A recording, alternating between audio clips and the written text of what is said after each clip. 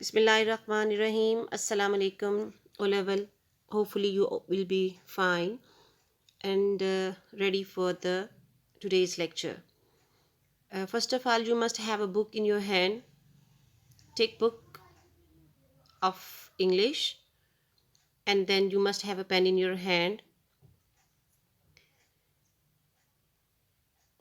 You must have full concentration. Today is the turn of Memoir. We are studying unit number 4, and the heading of unit number 4 is a day in my life. Actually, all the 4 articles in this unit will tell you uh, about one day of one's life. और इसमें आपने ये देखा कि this is the memoir. अब memoir होती है memory, and this is on page number 58. So you have to turn your page number 58 of the book of English. Let me read the text. This is basically the introduction of the article. The following text comes from the Martin Booth's memoir of his childhood in Hong Kong, where his father was working in the 1950s. Although he was only 7 when the family first moved there, he spent hours walking around on his own. He was used to wander about. ठीक है, वो उसको आदत थी कि वो it was routine of Martin Booth to wander around, exploring the streets and markets, making friends with the local people, and learning colloquial Cantonese. अब अभी हमने पिछले वाले लेसन में हमने ये टर्मिनोलॉजी पढ़ी थी, colloquial. Colloquial is basically the phrases and the words and the vocabulary that a native speaker uses. हर ज़ुबान के अपने colloquials होते हैं, उर्दू के अपने हैं, इंग्लिश के अपने हैं, और English and the colloquialism of English also depends on the locality and the people where they live.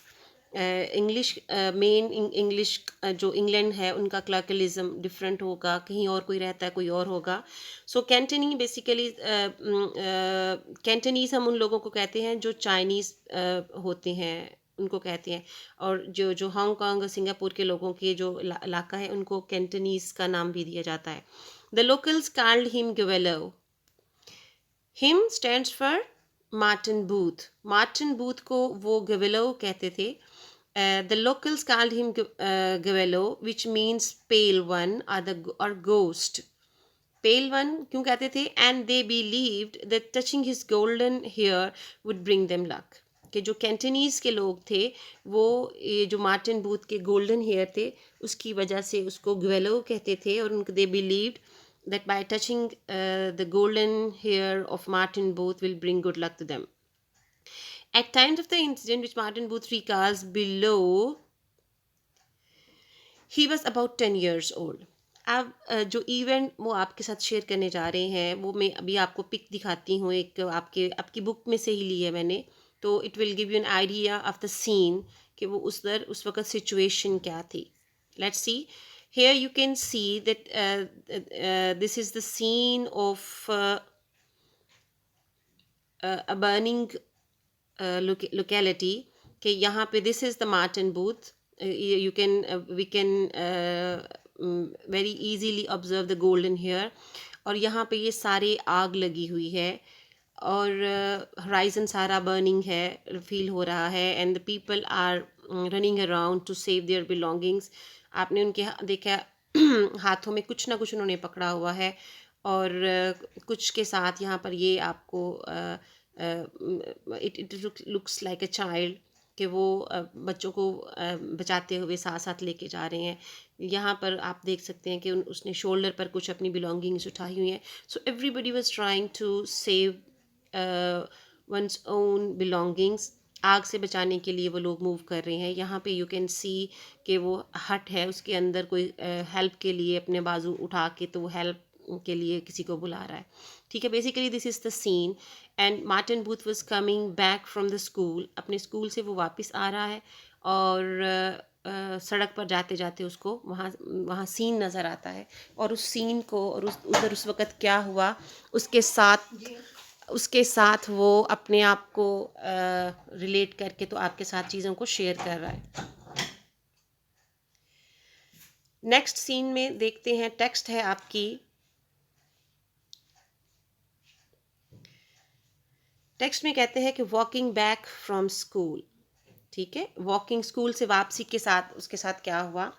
Late afternoon, late one afternoon, I was walking back from school alone when I saw a thin wisp of smoke rising from over the hill. Wisp होता है a thin strip. A thin strip.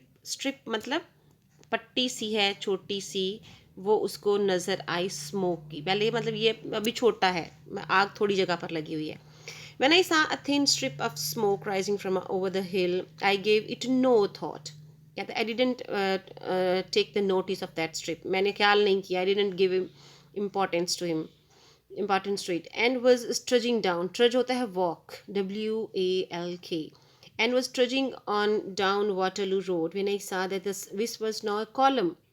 Column एक pool. अब एक थोड़ी सी comparatively वो बड़ा size हो गया है वो जो विस्प ऑफ स्मोक है. People were running down the track by the school. लोग भाग रहे हैं, अभी आपने वो सीन में भी देखा. And spilling out onto the main road. Spilling out का मतलब होता है they were making their escape. वो एस्केप कर रहे हैं मेन रोड पर आके. Blocking the traffic. बहुत सारे लोग जब रोड पर आ जाएंगे तो it's obvious that the road will be blocked. In a few minutes, the smoke was denser. Denser ज़्यादा हो जाना, increase in quantity, rising faster and glimmering with. Glimmering, shine faintly. हल्का सा चमकना, and fast and glimmering with the spark despite the sunlight. Then I heard the far off bells of fire engine. दूर से मुझे fire brigade की जो आवाज़ है उसके जो वो हॉर्न देते हैं वो आना शुरू हो गई. I headed for the hills. Headed for का आई वेंट. हेडेड फॉर का मतलब होता है वेंट कि मैं चलना शुरू हो गया पहाड़ की तरफ. Hoards of स्क्वेटर्स. होर्ड्स होता है क्राउड, लोगों का हजूम, जो पीपल होते हैं. एंड स्क्वेटर्स होते हैं इलीगल पुअर सेटलर्स. स्क्वेटर्स होते हैं इलीगल पुअर सेटलर्स, मतलब कि गैर कानूनी तौर पर उन लोगों ने वहाँ अपनी रिहाइश बनाई हुई थी जैसी भी थी. Hordes of squatters were pouring off. लोग जोक दर जोक निकल रहे थे. Everyone carrying something. Everyone carrying something. हर एक के हाथ में कोई ना कोई चीज़ थी. They were trying to save their belongings. मतलब इसका ये है. क्या था? Even toddlers, one hand held by their mother, clumsily dragged a cooking pot or an enamel basin. Even जो toddler, जो छोटे बच्चे थे, एक हाथ अगर माँ के हाथ में था तो दूसरे हाथ में उन्होंने कोई ना कोई चीज़ पकड़ी हुई थी जो वो घर से उठा के लाए थे to save. Adults laden with bedding. Adults जो बड़े थे उन्होंने बड़ी चीज़ें उठाई हुई थी, बिस्तर उठाए हुए थे. Men with complete beds struggled down the track. Struggled down the track. और वो जो कुछ लोगों ने पूरा पूरा bed. Slipping on the loose gravel. Slipping on the loose gravel. Gravel होते हैं small particle of the rocks, छोटे छोटे पत्थरों के ऊपर वो स्लिप हो रहे थे. और then laden rickshaws woven between them. The exodus was orderly but noisy. Everyone was shouting. Exodus होता है एस्केप करना, कहीं से निकलना, एग्जिट जिसको हम कहते हैं. और कहता था exodus was orderly but noisy. लोग शोर मचा रहे हैं, चीख रहे हैं, लेकिन वो बहुत ऑर्डरली, बगैर किसी के धक्कम-पील के वो जा रहे थे. Everyone was shouting. हर एक चिल्ला रहा था. They were trying to convey message to from one to an another. और जिसकी वजह से वो शोर बहुत ज़्यादा था. Now the question of this paragraph number 1. The first question is describe what Martin saw in paragraph 1. फिर से सुने. Listen the question carefully. This is on page number 61. Describe what Martin saw in paragraph 1 when he headed for the hill after he heard the bells of the fire engine. कि जब उसने fire engine की आवाज़ सुनी तो उसने क्या देखा. What Martin saw. अब इसका जो वो कहता है कि जो उसने जो फायर इंजन की आवाज़ सुनी, that is on the line number. Fire engine. Then I heard the fire. I headed for the hill कहते हैं hordes of squatters were pouring off it. ये उसने देखा था, ठीक है. After he heard the bells, उसने लोगों को भागते हुए देखा. Everyone carrying something, they were trying to save their belongings, ये उसने देखा था. उसके बाद सेकंड क्वेश्चन है, explain the two actions of the police in paragraph. अच्छा, the next is from paragraph 2. Let me read the second paragraph. The second paragraph is the police and the fire brigade turned up simultaneously side by side. दोनों साथ, police भी आ गई पता करने के लिए कि इसका हुआ क्या है, और फायर ब्रिगेड आ गई to extinguish the fire. Extinguish होता है आग का बुझाना. In minutes, houses were snaking up the track. In minutes, houses were snaking up the track. Hoses होते हैं वो जो वाटर पाइप्स होते हैं फायर ब्रिगेड के. सड़क पर द ट्रैक बिछा दिए गए. The police had set up a cordon to prevent the squatters. Cordon, obstacles बिछानी शुरू होगी. अब आपने इस सेंटेंस को नेक्स्ट सेंटेंस से रिलेट करना है. क्या था? And the police had set up a cordon to prevent squatters returning to the fire to rescue more belongings. This however was soon considered futile. Futile का मतलब होता है हैविंग नो बेनिफिट. फ्यूटाइल का मतलब होता है यूजलेस. और वो कहता है कि ये वाली जो एफर्ट थी कॉर्डन ऑब्स्टेकल्स रखने की, वो सून जो थी वो बहुत ज़्यादा बेफ़ायदा होगी. क्यों? So they took to directing the flow of the people. So futile इसलिए होगी थी कि people were rushing on the towards the road. वो लोग अपनी जानों को बचा के आग से निकल के रोड पर आ रहे थे. So there was no need, there was no need to put the obstacles over there. This however soon considered futile.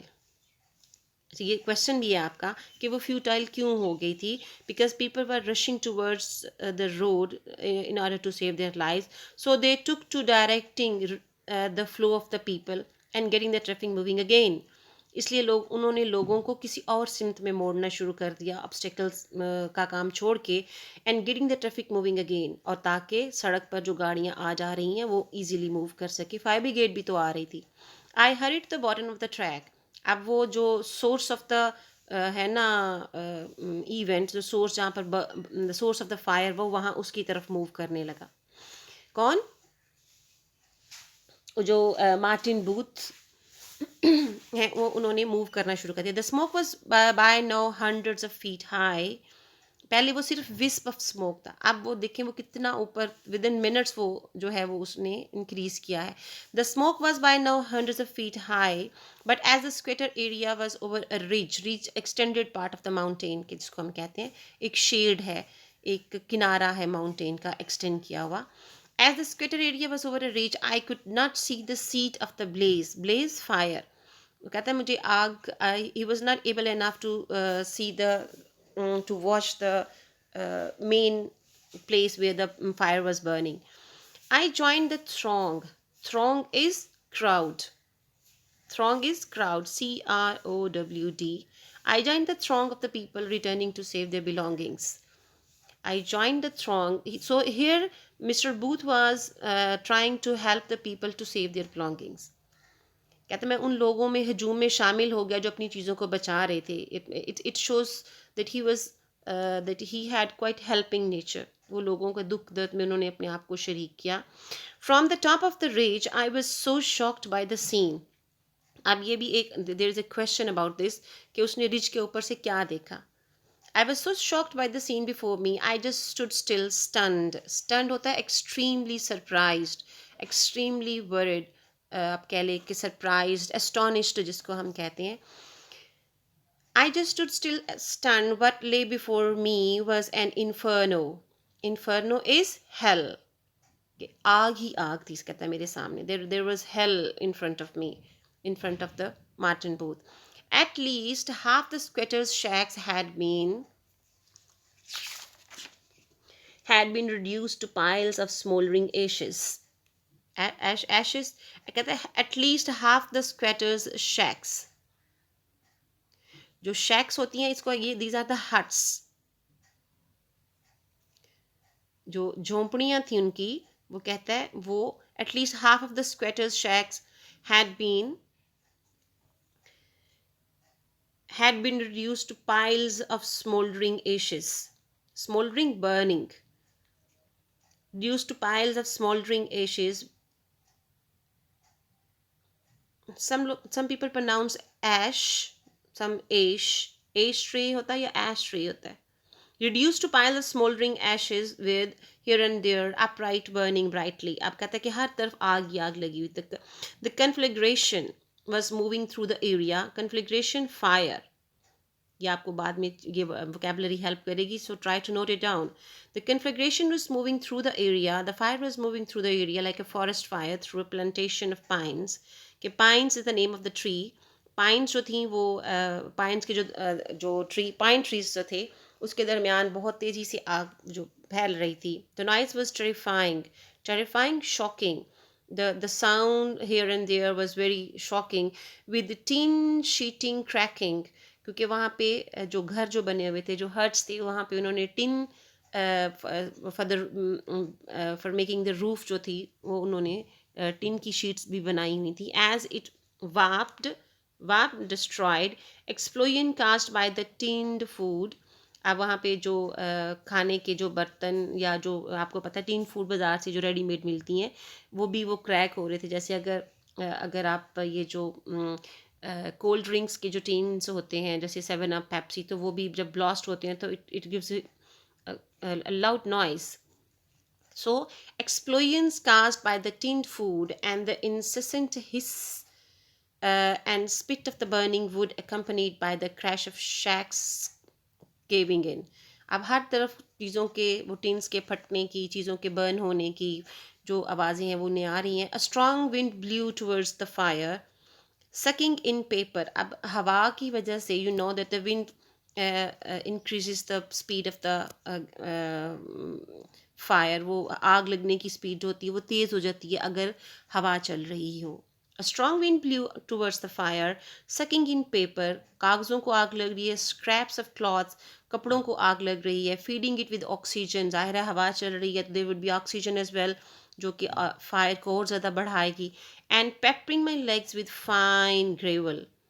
Peppering होता है hit and my legs with fine gravel. और जो चट्टानों वो जो छोटे छोटे पत्थर हैं वो हवा के इतनी तेज़ हवा चल रही है तो कहते हैं peppering my legs कि वो जो है उसकी टांगों के साथ जो हैं वो छोटे छोटे पत्थर तेज़ हवा से टकरा रहे हैं. As the fire progressed, it instantly ignited whole shacks at a time. Shack is hut. तमाम झोंपड़ियों को आग लग रही है. One moment, a flimsy building looked intact. Intact का मतलब है कि उसको भी आग नहीं लगी. Without used, having not touched. A flimsy building looked intact. The next, it was alight. दूसरी लम्हे इसको आग लग गई.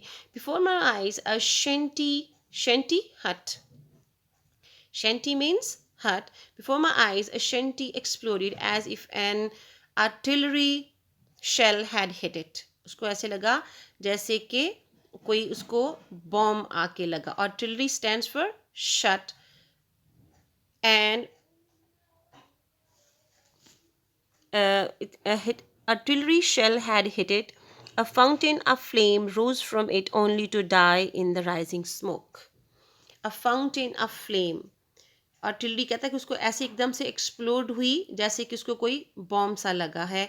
And fountain of flame rose from it only to die. और फिर जल्द ही फाउंटेन ऑफ फ्लेम आग एकदम से जैसे वो फाउंटेन ऑफ वाटर एकदम से स्प्रिंग अप होता है इसी तरह flame fountain of flame rise हुआ to die in the rising smoke. लेकिन वो धुआं इतना ज़्यादा था कि वो जो फ्लेम था वो उसमें बिल्कुल गायब हो गया. अब the second question about the second paragraph is the two action of the police in paragraph 2. अब आप बताना कि पुलिस ने क्या किया. they were trying to build the obstacles. एक तो ये था and दूसरा they were redirecting the people to the safer places, right? And why was one of them futile?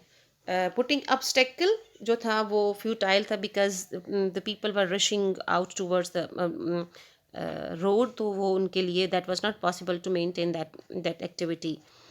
that was not possible to continue that activity. Explain three things which made Martin stand in stunned wonderment in paragraph 2.